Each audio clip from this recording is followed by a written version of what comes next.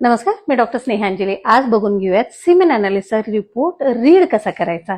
सीमेन अनालिसिस म्हणजे शुक्राणूची तपासणी. खूप वेळेला इन्फर्टिलिटी ट्रीटमेंट घेणाऱ्या कपलला आम्ही हे सांगतो.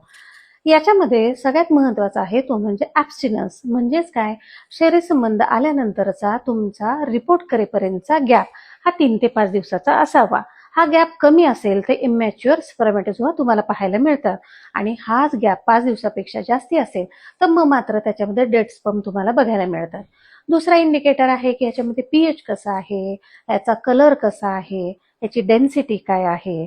आता डेन्सिटी किंवा विस्कॉसिटी म्हणजेच काय की त्याची घनता किती आहे, म्हणजे शुक्राणू स्वतःला वेगळे करून बाहेर पडू शकतात का. तिसरा प्रकार आहे की याच्यामध्ये पर व्हॉल्यूम नुसार किती शुक्राणू आहेत, याच्यामध्ये फ्रुक्टोज नावाचं एक ग्लुकोज आहे का. त्याचबरोबरीनं टोटल व्हॉल्यूम मध्ये असणारे शुक्राणू म्हणजेच त्याचं काउंट किती आहे. गती हा त्याच्यानंतरचा इंडिकेटर. ह्या गतीमध्ये रॅपिड लिनियर प्रोग्रेसिव्ह म्हणजे अगदी चांगल्या क्वालिटीचे शुक्राणू, स्लगिशली प्रोग्रेसिव्ह स्पर्म म्हणजे त्यातल्या त्यात बऱ्या क्वालिटीचे शुक्राणू. आता हे 2 शुक्राणू जे असतात हे फलित करण्यासाठी फार महत्वाचे. त्यानंतरचं असतं की नावाला जिवंत असणारे आणि मृत स्वरूपाचे शुक्राणू.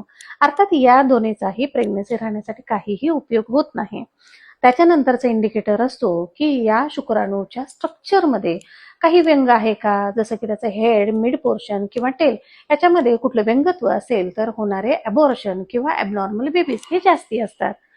नंतर असतं की pus cells are seen or not. म्हणजेच काय की कुठेतरी इन्फेक्शन आहे का, जंतू संसर्ग आहे का, त्यामुळे सुद्धा या शुक्राणूची मोटिलिटी हॅम्पर होऊ शकते. मुलांनो, या रिपोर्टचा व्यवस्थित अभ्यास करून आपण आपली परिस्थिती नक्कीच जज करू शकतो. धन्यवाद.